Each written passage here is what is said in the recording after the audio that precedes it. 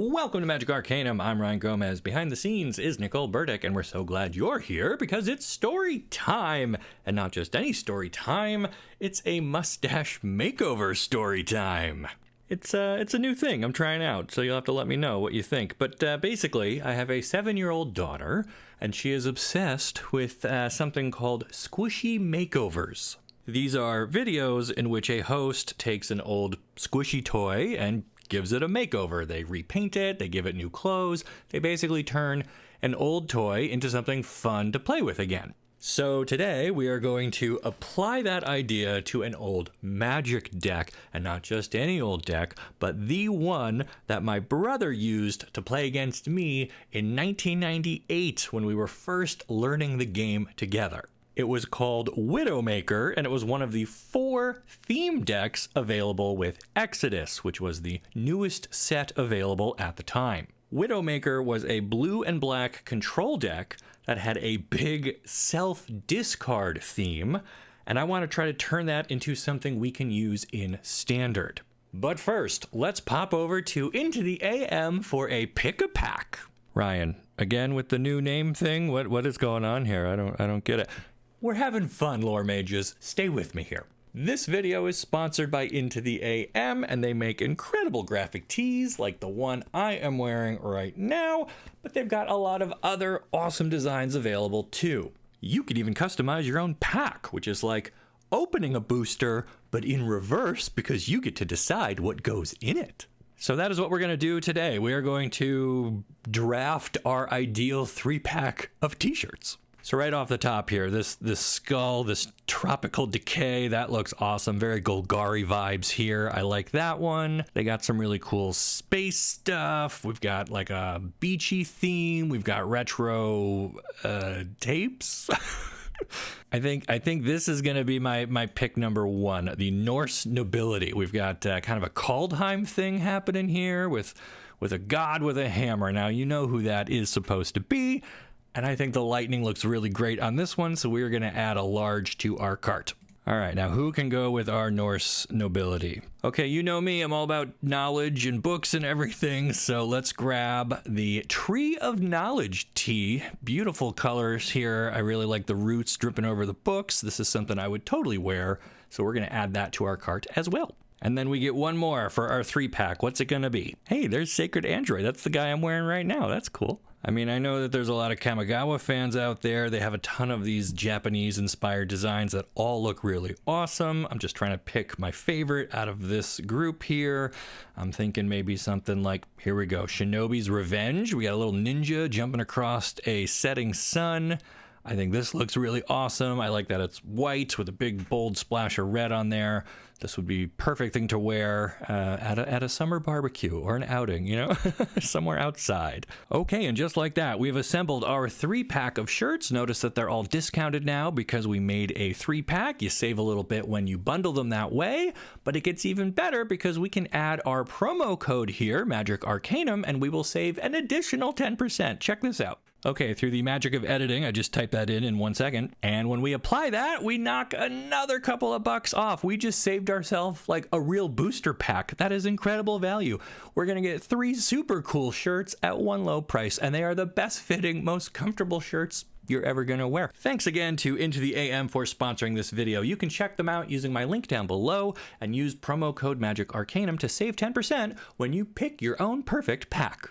All right, now let's take a look at Widowmaker as it appeared on game store shelves in 1998. Back then, pre-constructed decks were mostly built around their limited number of rares, and in this case, we have 3. First is Null Brooch, which lets us discard our hand to counter a non-creature spell. The second is Oath of Scholars, which lets a player discard their hand to draw 3 cards, but only if they have fewer cards in hand than an opponent. The third is Mindless Automaton, which lets us discard cards to add +1/+1 counters or remove those counters to draw cards. So these 3 rares alone don't seem super great. but in the context of this whole deck, they can be quite powerful. That's because we have loads of other cards that let us discard cards for effects. If our hand is already empty, the Null Brooch doesn't really hurt us, and we can just discard our empty hand to draw 3 more cards with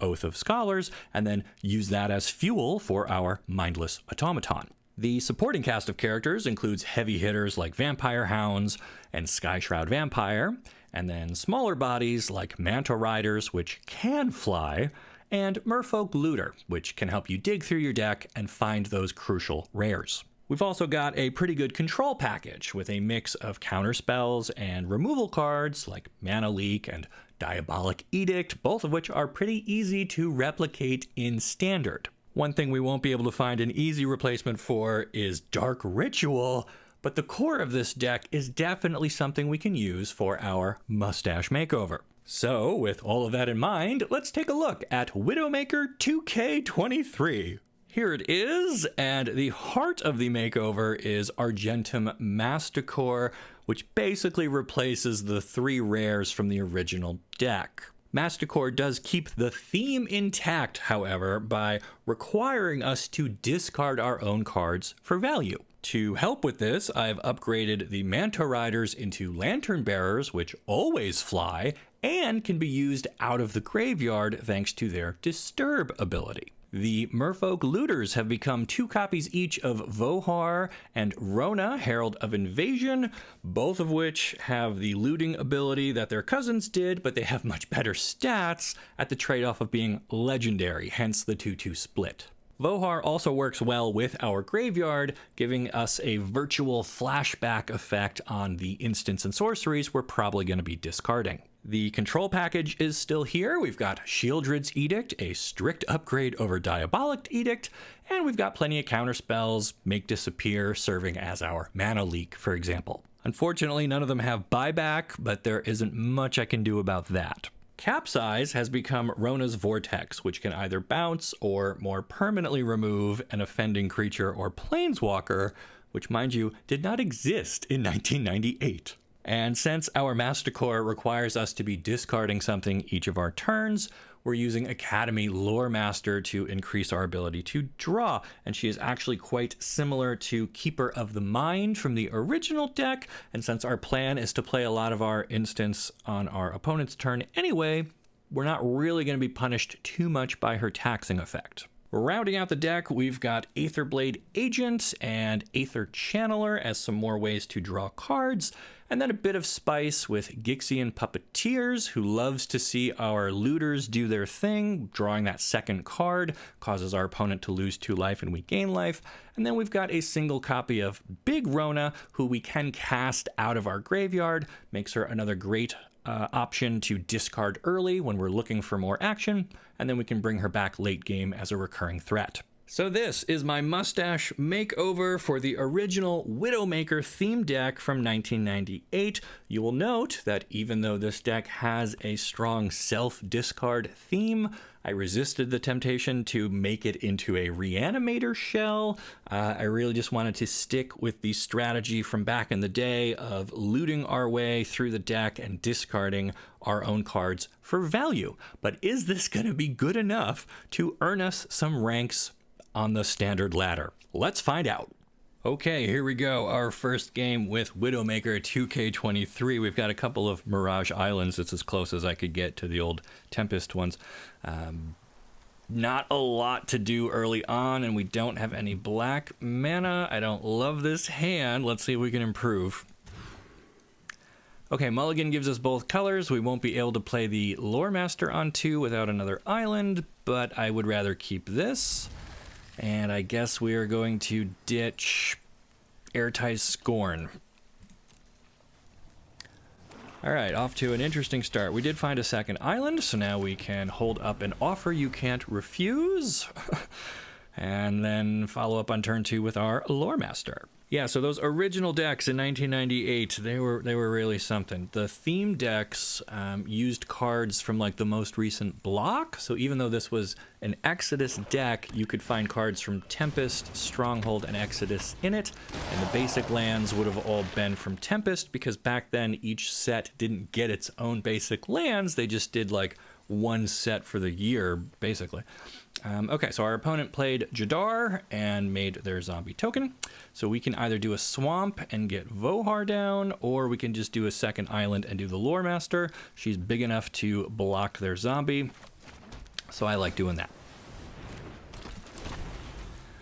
All right, so Lore Master says, at the beginning of each player's draw step, that player may draw an additional card. If they do, spells cast this turn cost 2 more to cast, and our opponent took the extra card, which means they can't... Ooh, they didn't even find a land. They're looking for a third land and didn't get there. This is great.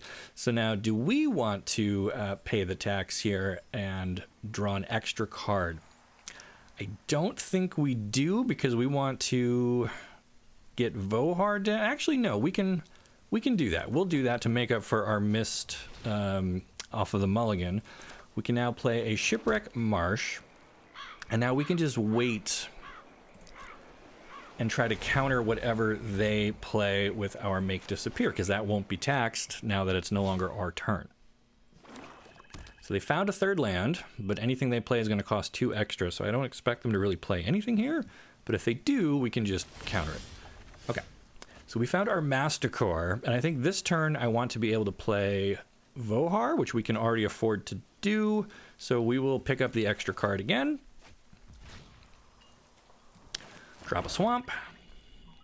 And so we could actually play the Aetherblade Agent that we just got, which might actually be better because the next turn we can transform it and start attacking. So the only problem here is that they might have like a removal spell that they could hit us with, and we won't be able to defend with a counterspell. And indeed, opponent murders our little Aetherblade Agent. How sad. Also want to call out, opponent discarded a Toxrill, so we're up against some shady stuff over here. I don't love it. Morbid Opportunist hits the board. Opponent goes in with their zombie, looking to draw cards now off of the Opportunist. So we had a real battle of resources here. Both of us are drawing extra cards and just making stuff happen. We picked up another Aetherblade Agent. Yeah, I don't think we want to draw any more. We want to afford to play some of what we have drawn so far. So it's a question of, do we go with the Masticore? We won't be able to protect it. I think I'd rather wait until I've got enough extra to run a counterspell with it. But we could definitely put down Vohar here. And we can also do the Aetherblade Agent. And now if our opponent tries to mess with anybody, we've got an offer they can't refuse. I don't love giving them more treasure, but they're so far behind on lands. I mean... Alright, well, they found a 4th swamp, and now they have a Vengeful Strangler. Something you don't see played very often. Alright, they're coming in with their zombie just because they want it to die anyway. We're not going to give them the free 2 points of damage, so block.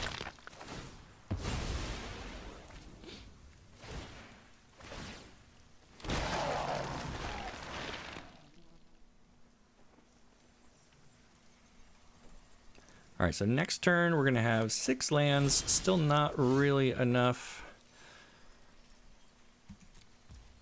Actually it is. We could play the Masticore and keep up an offer you can't refuse. That might be the play here. Alternatively, we could just transform the agent and try to get in with him.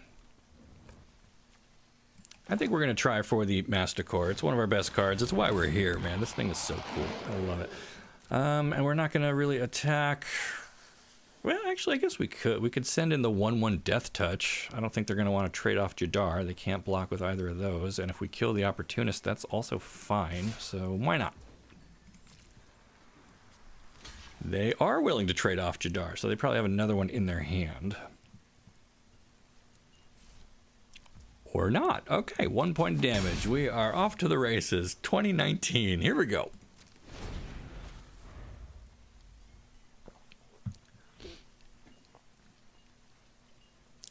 Opponent, again, struggling with the decision of Academy Lore Master. Do we take the extra card and pay the tax, or give it up? All right, they have found a 5th swamp. Beautiful Dominaria stained glass. You'll love to see it. And they have Okiba Salvage. Return target creature or vehicle from your graveyard to the battlefield, then put 2/1/1 counters on it. They're trying to bring back Toxrill, and this is exactly what an offer you can't refuse is made for. We're going to deny them that. They get some treasure, but they won't be able to probably cast anything with just that. So one card that is kind of not super useful to us is Sheoldred's Edict here. They have a lot of stuff they want to die anyway, so I'm thinking about using Vohar to discard that and try to draw something else. We could also just discard it to the Masticore and blow up, I don't know, Jadar probably.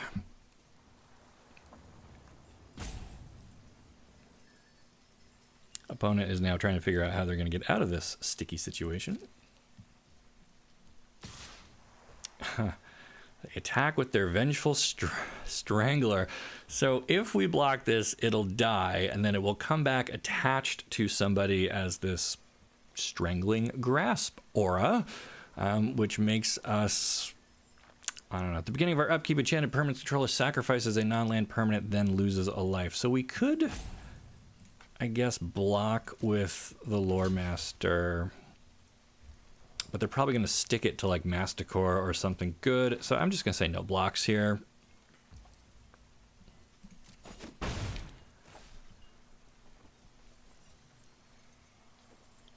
And the opponent is now still milking their turn. Okay, our turn. So, beginning of our upkeep, this is before we draw our card for the turn, so you always want to keep one card in hand for the Masticore, otherwise you can find yourself in a pickle. We are going to discard the Edict, and then that says we get to destroy a non-land permanent with mana value less than or equal to the mana value of the discarded card. So we just turned our Edict, which would have let them sacrifice anything, into a targeted removal spell, which is kind of cool. So Masticore is going to destroy Jadar here, unless they have a way to sacrifice it in response, maybe a Village Rites equivalent.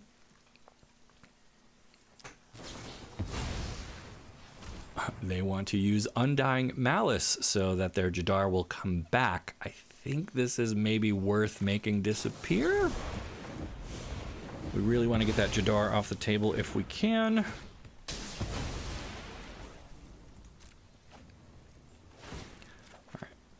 And we pick up Rona, and I think we are going to draw an extra card here just so we have fuel for the Masticore. So we have another copy of Vohar, which is fine. And we could play our Rona here, or we could use our other Vohar to discard somebody and try to draw something else, or we could just flip our Agent, which is going to cost us 4 and 2 life because we don't have a 5th mana, but that's okay. And so now we've got some very good attackers here. We don't really have any counter magic left to protect anybody, so I'm wondering if our Masticore is going to live to see another turn. All right, they're going to take the full 8 damage, which draws us another card. The transformed Aetherblade Agent becomes Gitaxian Mind Stinger, and whenever it deals combat damage, we just get to draw. We picked up a Lantern Bearer, which will be great to discard to the Masticore, because then we can play it out of our graveyard, so we don't really go down a card.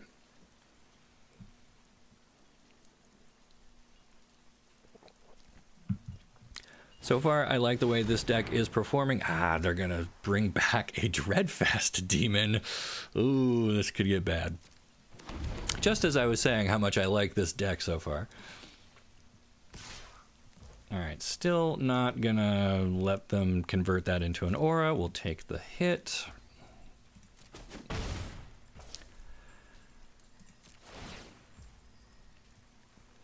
And then they can sacrifice a non-demon creature, then that's gonna make them a copy of Dreadfast Demon. We are gonna use Vohar to loot a bit here. Yeah, I don't think we need that extra land. Or do we? Actually, let's give up Lantern Bearer. So they get a second 6/6. And they do get to enchant us with their Strangler. Anyway, we're going to discard our island.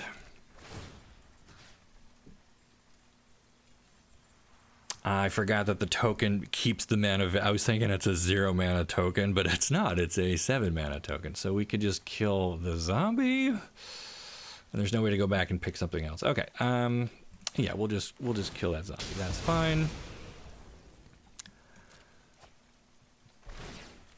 Lore Master finds us another land, and then do we want to draw an additional card off of Lore Master? I think we do. Puppeteers, interesting. Well, I think what I want to do is actually use Lantern's Gift on our Masticore, which turns him into a 6/6 flying first strike.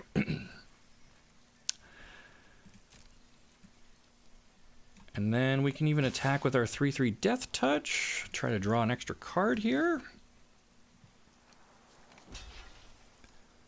And they're going to trade it off for one of their tokens. Okay. So now at the beginning of our upkeep, enchanted permanent, or excuse me, at the beginning of their upkeep, we have to sacrifice a non-land permanent. I guess we are giving up Vohar. And our opponent making good use of that Academy Lore Master. They have a glut of cards in hand now. But do they have an answer for our Masticore? They've got a dragon, Junji the Midnight Sky. Junji? I don't know. And they're going to duress us, but we have only creatures, so that does nothing. And now they're going to, sacrifice the dragon to the demon to make us discard 2? Yeah, that's fine. All right, so we will give up our Rona and our Vohar.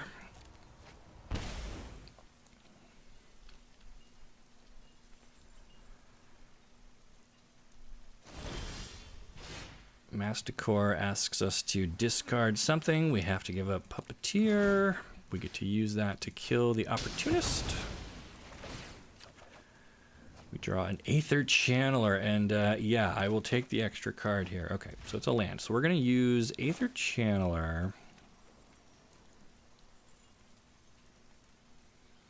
Do I want to use him to draw a card, make a bird, or bounce one of these demons out of here? I think we do that.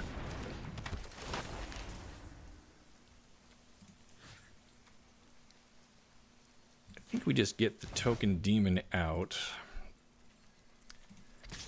And then send in our Masticore. And they take it. They're down to 5. We gotta keep a card in hand. And now we have to sacrifice a non-land permanent, but that's fine. We can give up our Channeler. All right, 5/10. Opponent with 5 lands in play. They can draw extra with the Academy Lore Master, but it's going to tax their stuff. They have a Gisa. If a creature we control would die, they duress our last card. They're hoping to catch us with an instant or sorcery or something that they can make us give up. So now we've got to discard our land. There will be no targets to blow up. We pick up a second Masticore. Yeah, we'll take another card. Rona's Vortex. Excellent. So we're going to use that. Cast it with Kicker. We get to return... Normally, return target creature or planeswalker to its owner's hand, but if it's kicked, we get to put it on the bottom of their library instead. So I guess we get rid of this demon so they can't reanimate that. And now we can attack with both. They're going to have to block the Masticore. Fall to 3. And then we have to sacrifice a non-land permanent. I guess we give up our Lore Master, or do we give up the ability to fly? I guess we can give up Lantern's Gift. Although letting them have 2 bites at the apple here to find an answer, probably not great, but we'll see. All right, opponent with 6 mana.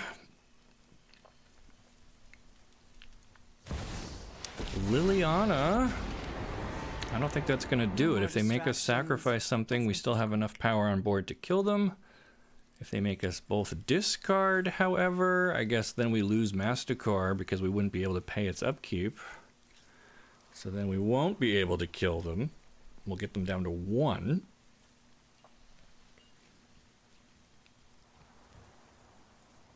Opponent deciding how best to use their Liliana. Can they find the line?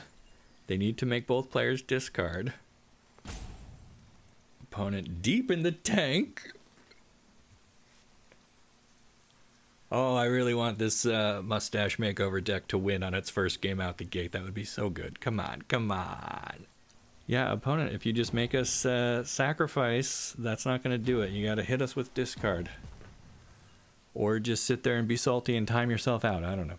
I like how opponent has the red Chandra sleeves and they're playing a mono black deck. We've got the scratched back sleeves because this is a throwback to 1998 and that's how we rolled, you know. Okay. Another timeout used. I guess even if they make us discard this Masticore Academy Lore Master, we probably take the double draw. Maybe we find a way to get there. We don't have anything with haste. No way to really do that last point of damage. Opponent. Another timeout. Maybe we can hit him with an emote. Hello. Hello. Hello. Okay, opponent ran out of time and just exploded. So they could have drawn at least one more turn out of us by making us discard a card, but they didn't come up with it, so they just timed out. And yeah, I had a lot of fun with Widowmaker 2K23. Let's run it back, see if we can win again. Okay, here we are, another game with Widowmaker, and we've got both of our colors, some early interaction, some playable cards. We're keeping this 7. Let's go.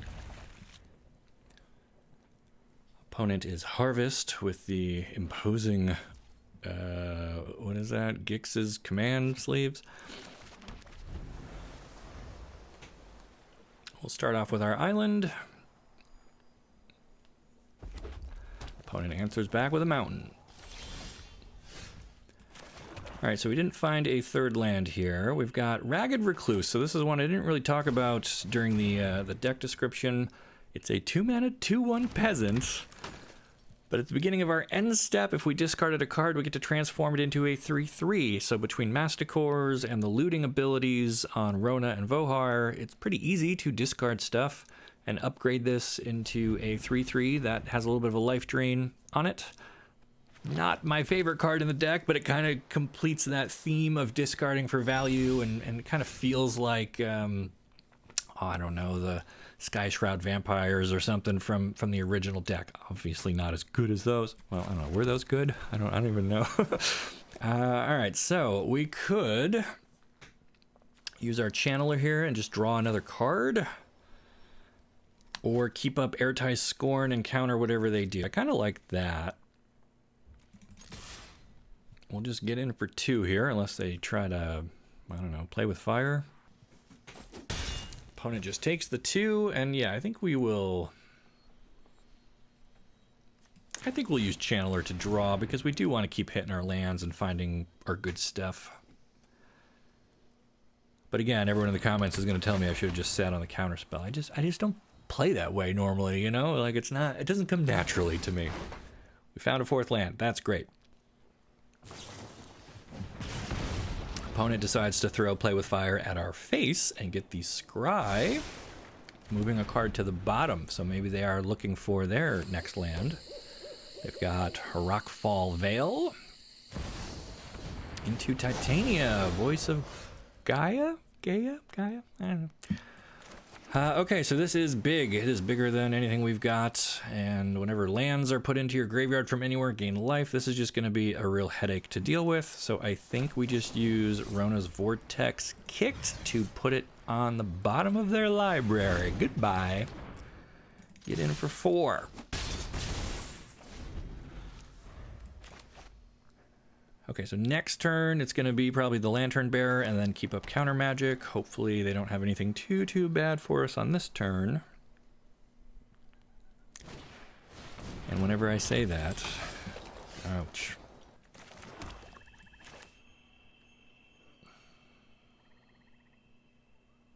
Or do we want to keep up the double counter spells? I mean, they're probably just going to play a creature, right? I doubt they're doing a lot of non-creature stuff, so we probably don't need an offer we can't refuse. We'll just let them try to play something good here, and they'll walk it right into Airtie's Scorn.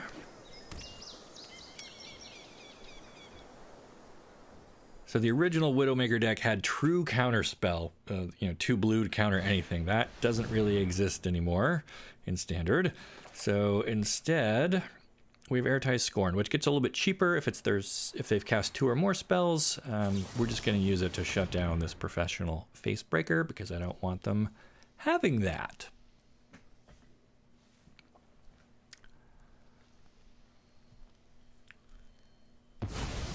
All right, so we counter that. Man, Helena and Alina are really good against us. So they have a 3/3 flying Shivan Devastator. We could block it with our Lantern Bearer and then use that to give someone else flying. I kind of like that, actually. Shipwreck Marsh doesn't really help us here. That's unfortunate. Looking for more action, but we can use Lantern's Lift on the Channeler. And I guess we try to get in there. They could block with their reaching partners here, but that would be a trade, and I think they want to keep this alive. Only problem is that each turn this Devastator is going to get bigger and bigger, so we got to find an answer for that pretty soon. They do trade. Okay. Oh, I'm sorry. She has first strike. I'm an idiot. I'm an idiot. I'm an idiot. I was just looking at reach. I forgot that they had first strike. Oh my god. Delete this. Delete this from the internet. This never happened. This whole game, we're just going to delete it. Always be reading the cards, friends. Don't walk into first strike. Yeah. Okay, well, this is painful. No blocks here. We'll just take the 7 and hope to draw something gooder. Another Lantern Bearer. Not ideal.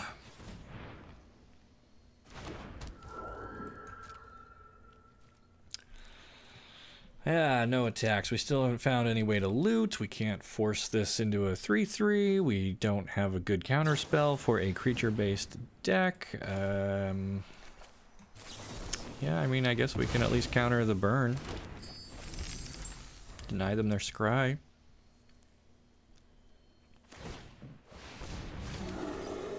They use their land to make a bear.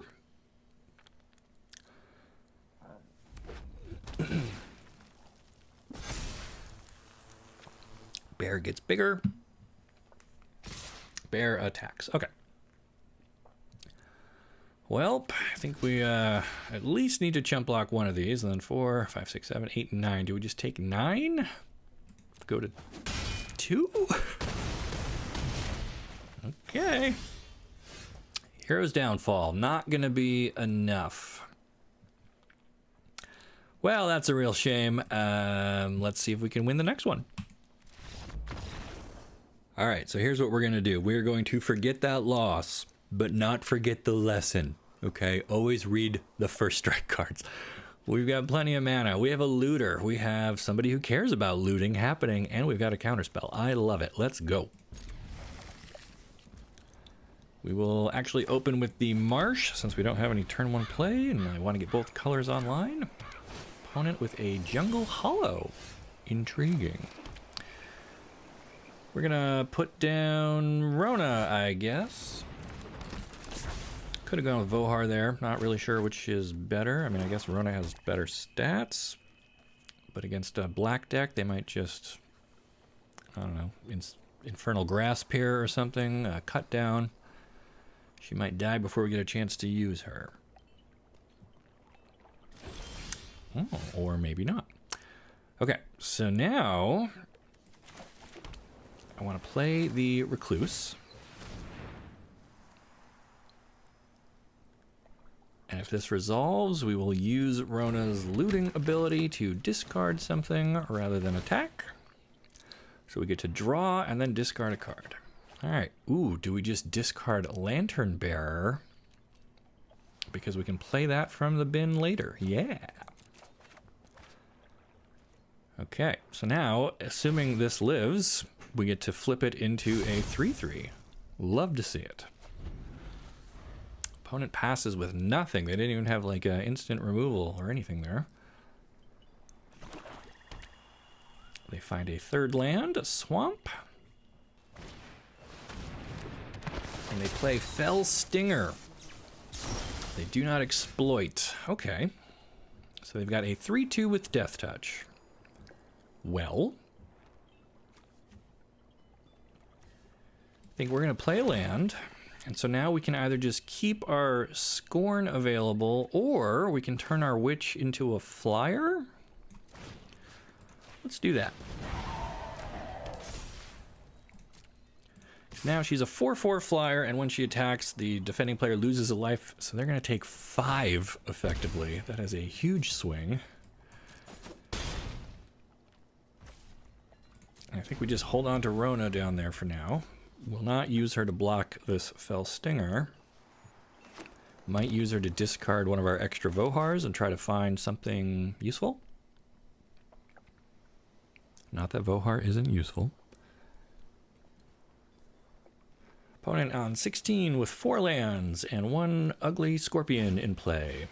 Ruthless Predation? Ruthless Predatoration. Target creature you control gets +1/+2 till end of turn, and it fights. So that's going to become a 4/4. They're going to trade against our Witch. I'm going to see if we luck into an offer they can't refuse. We don't get there. So the fight happens. Okay, 2 for 2, I guess. That's fine. They were really scared of that Witch. Pick up Aether Channeler. So I like using him to just draw us a card here. And then depending on what we draw, maybe we loot with Rona. Kind of keep sculpting our hand, looking for Masticore or something good. Opponent is thinking about cheeseburgers. I don't know. They want to respond to this with something. No. Okay.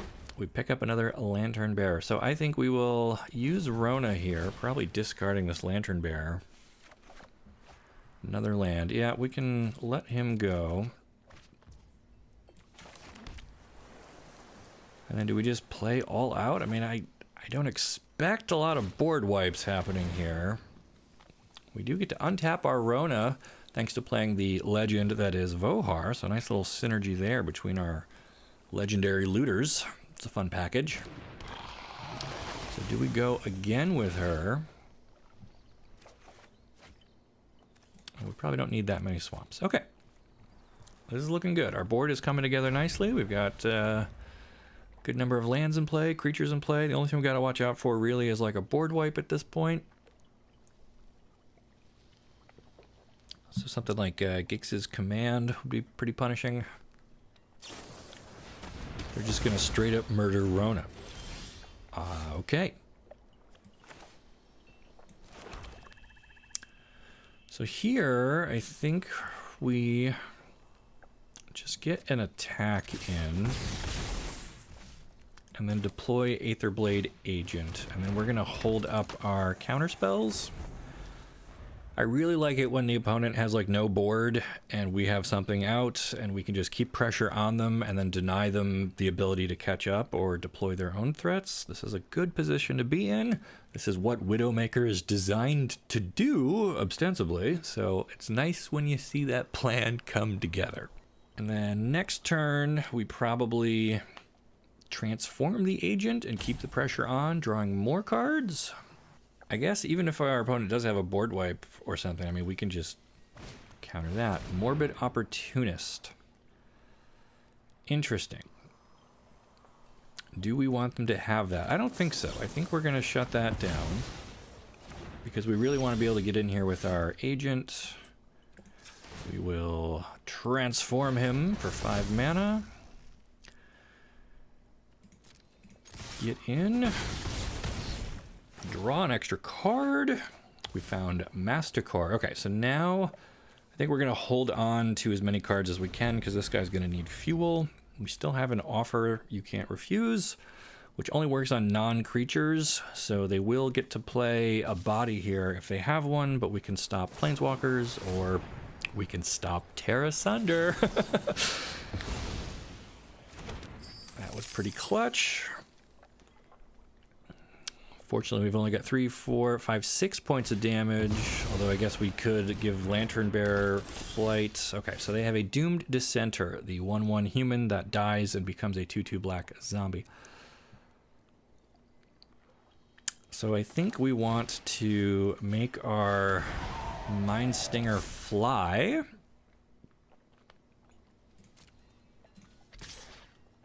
And if we attack with everybody, they probably block Aether Channeler and would take the 5. Are we okay with that?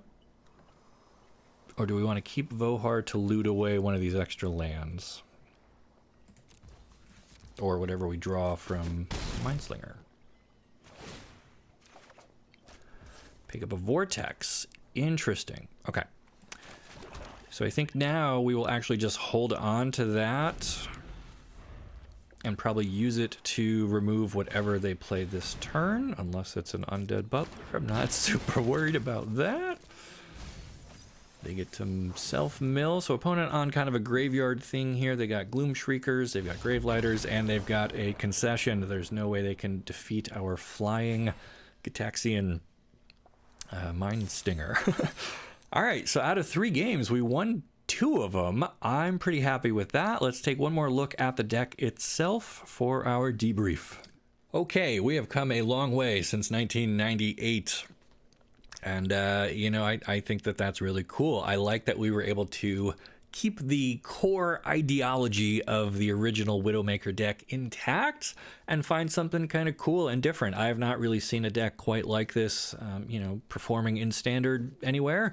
It seems pretty budget friendly. I think Masticores are an underplayed rare. You should be able to trade or acquire one quite easily. And I like how this card performed. A 5-mana 5/5 with First Strike and protection from multicolored is pretty resilient. You know, they can't block it with Atraxa. Not that we saw her today, but... And then you do have to pay a steep price to keep it alive, but you get to destroy almost anything, non-land permanents. So you can wipe out enchantments, you can wipe out planeswalkers, creatures, whatever. You just got to fuel this guy with cards, and that's what the rest of our deck did pretty well. Aether Channeler, very flexible, bouncing stuff out of the way or drawing extra cards while leaving a body behind to block or attack with was great. Discarding stuff like Lantern Bearer and then using it to turn our Masticore into a flying 6/6 with First Strike. That was insane. I really liked the looters. Both Rona and Vohar worked really well together, especially because Rona gets to untap when you play the other one. But just being able to discard stuff for value, dig through our deck, find our key pieces. We never got to use Vohar's, you know, self-sacrifice to flash back anything, but having that in our pocket also really felt great. The interaction package with removal, I mean, I don't think we really ended up using Hero's Downfall, but Airtize Scorn and Make Disappear and Offer You Can't Refuse, those were all very handy at, you know, keeping our opponent in check. Shieldred's Edict would have been great against planeswalkers or, you know, some decks that just play single big creatures but didn't really encounter that. But when that was a dead card in our hand, we discarded it to Masticore and managed to blow up something that cost 2 exactly. So everything here really did work well together. There were some good synergies. The biggest weakness was against that red-green creature deck. They just kind of put down more stats than we could deal with. We didn't hit our removal in time, and so against a more aggressive kind of deck, I'm thinking like mono red probably would also give us some trouble. We don't have really life gain outside of our where is she, our Ragged Recluse. When she transforms, we get a little bit back on that. So maybe putting like a sweeper in here, or maybe our own Gix's Command or something like that, just to kind of keep the board a little bit more under control against the wider strategies. Otherwise, our point removal is on point. Really liked Academy Lore Master here. Again, being able to draw an extra card gave us fuel for Masticore, and then we could just, you know, pick up a counterspell or a removal and just hold on to that and play it on our opponent's turn. Everything here worked really good. I'm excited to kind of keep tinkering with this. I think it was a successful makeover of a deck from 25 years ago. And I'm really proud of that. I think that this turned out really cool. I'm excited to do more of these, so if you have a deck out there that you want to see me make over, leave me a comment down below. Now, for anyone wondering, the deck that I picked up in 1998 was the Exodus deck called White Heat, and I already kind of did a makeover of that in a live stream. You can find the video for that on the channel. It's called Legacy Pegasus, because it was a Pegasus kind of deck. So check that one out. I might go and do the other two Exodus theme decks, which I didn't own, but I kind of like the idea of starting with those and working my way forward throughout the history of Magic. I think that would be a really cool series to try and remake a lot of the old starter or theme decks and see if we can revitalize them. Won't always be for standard. We could do Pioneer or Historic or wherever the theme takes us. But we had just the right pieces in standard today to make this deck work. So I'm really happy with how it turned out. You can find links to this deck and the original Widowmaker down in the description under this video, so you can look at both of those. And there's also that link down there for Into the AM, the sponsor of this video, so make sure you check them out and assemble your own little makeover. Get a perfect pack of 3 shirts or more that you pick out yourself. You save 10% when you use promo code Magic Arcanum, so make sure you use that as well. Then make sure you like this video and subscribe to the channel so you don't miss the great stories you'll only find here on Magic Arcanum. We'll see ya.